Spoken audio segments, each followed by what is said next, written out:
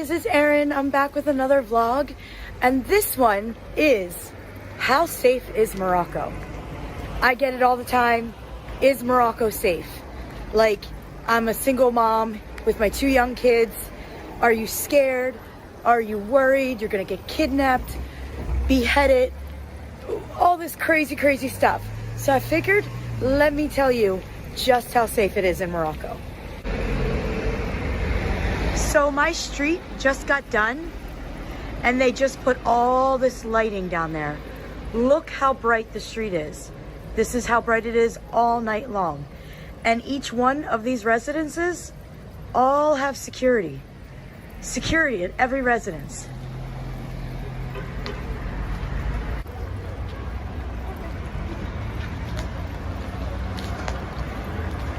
It's literally lit up like the 4th of July here. So bright. I live in Tamara, for those that are new here watching. So I'm in Tamara, which is, it's only like 10 minutes from Rabat, which is the capital of Morocco.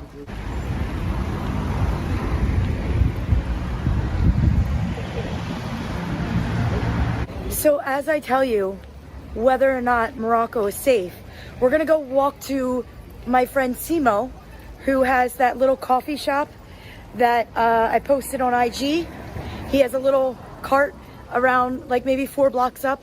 So we're gonna go get some coffee, and I'm gonna tell you about Morocco. As you can see, lights are all over the place. It's very bright in Morocco. And every town that I've actually been in is like this. I've been in Merzouga, Marrakesh, Tanja, Kaza, obviously Rabat. Did I say Merzouga? Oh wait, I'm lying. Merzouga, if you're on that highway, is dark as hell. But the good news is, Merzouga, the highway, it's not crowded. There's like no traffic whatsoever. So you put your high beams on and you're good to go. You guys, I'm really impressing myself lately. I just crossed the street. Now granted, I cross the street all the time, but that might have been the first time where I felt like a true Moroccan, and I just walked in the street and like walked as the cars were coming, and just, I didn't have to stop. I just kept moving and I didn't get run over. So like, I feel like that might have been my first official Moroccan crossing the street. Like legit, that might have been it. So I said in the beginning of the video that they redid our street, and they did. They still have to do this stuff, which I don't know what they're gonna do here, but they have to fill up this stuff. And also the man covers have to have another layer. So that still needs to be done in the area. But they made the street wider, which was a huge bonus, because the street used to be half this size. And you have to remember, people in Morocco, they walk in the street, you know, they don't necessarily always use sidewalks. So it gets a little chaotic sometimes when there's traffic and then there's people in the street. So I'm very happy that they just widened these streets. So this is the center, like not the center of Tamara, but this is like my center. And down this street is Simo's coffee. All right guys, so currently I am walking. It's nighttime here. It's like almost 10 o'clock. Ramadan, night 28. One more day of Ramadan and then it's Eid. As you can hear, there's children playing outside. They're not young, they're a little bit older. Playing Kora. People are still out. During Ramadan, it's very popular to be outside after iftar, spending time with your family, kids playing outside till late a lot of times. All right guys, so let's talk safety. 1, there's no guns in Morocco. Police have guns, military have guns, and there may be some exceptions for like hunters, but like it's not a thing here. Guns are not a thing here. So I don't need to worry about like some crazy person coming into the mall and shooting it up like in America, or schools getting shot up. My kids do not go to a school yet. They're online. However, this year coming up, inshallah, they will be in a school. And there is security at each school. Now it's funny, there is no guns in Morocco like for madmen to just go on crazy shooting sprees, but yet they still have security at the schools. You cannot get in the gate except like through like the security. It's literally insane how they have all these measures taken, and yet they don't have the weapon that other countries, more specifically America, has. My elementary school back in America for my kids, they don't have security like that. They do have a cop, but he doesn't sit at the door letting people in because there's multiple entrances. But they just got the double thing where you have to ring the doorbell and go in. Like, it's two things now. It used to just be you had to ring a doorbell, but anybody could shoot through it. Now there's an extra layer of protection, but that just happened like a year ago. And America has crazy amount of school shootings. So the biggest thing here is there's no guns. Now, there are knives, obviously there's knives, and there are stories which are true of I would say like the one I hear the most about it is maybe Gaza, but they're in like, I guess the more bad neighborhoods. I don't want to put anything down. Guys, listen, I love Morocco. Okay, I really, really love Morocco. I'm not gonna ever bash Morocco. I'll tell you some things I don't like, but I'm not here to say, you know, oh, well, you don't have guns, but they have knives and they'll stab you.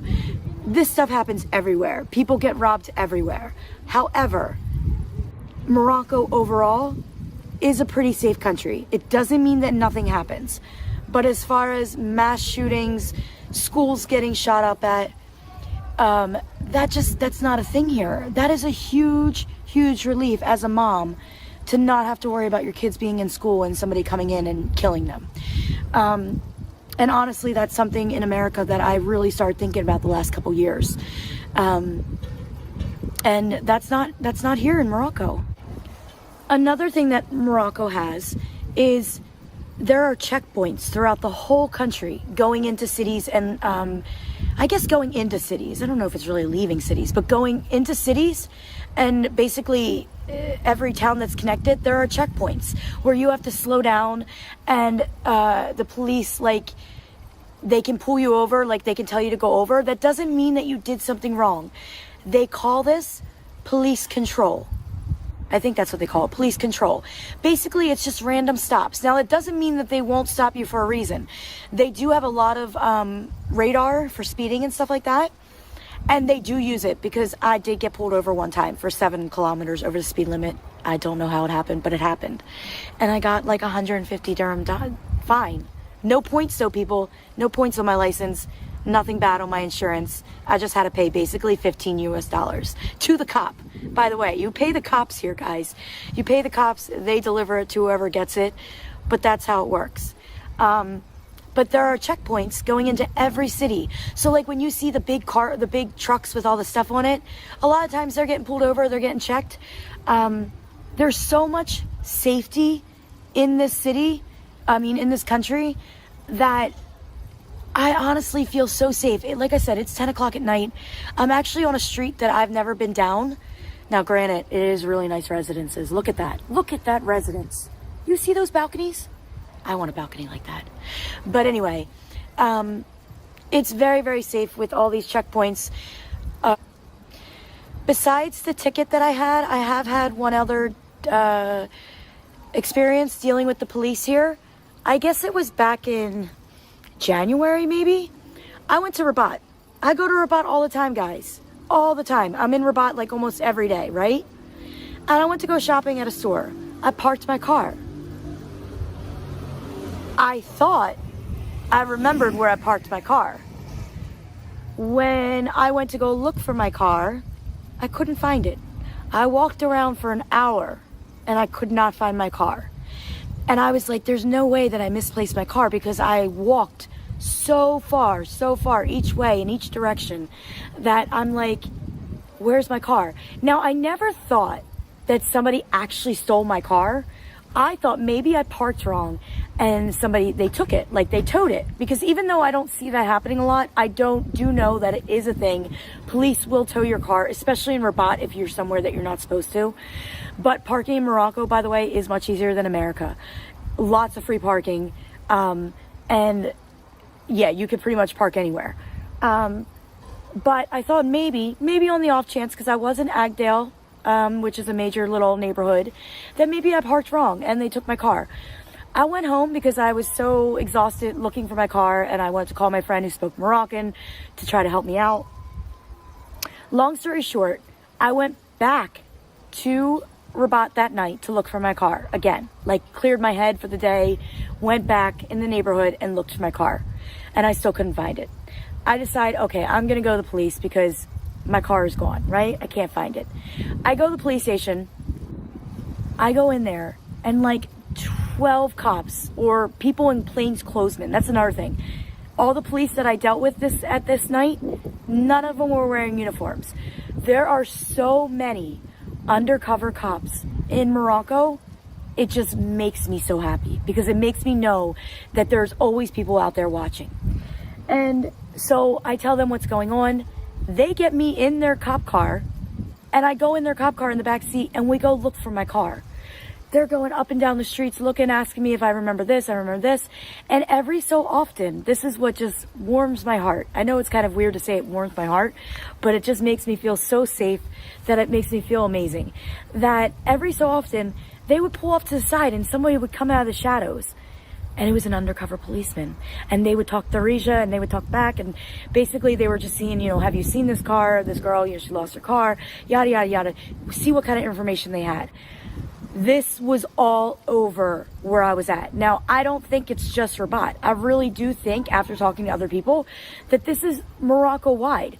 There are a lot of people that are constantly looking out to see what's going on.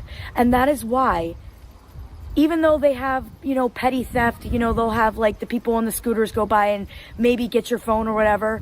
I have never experienced that.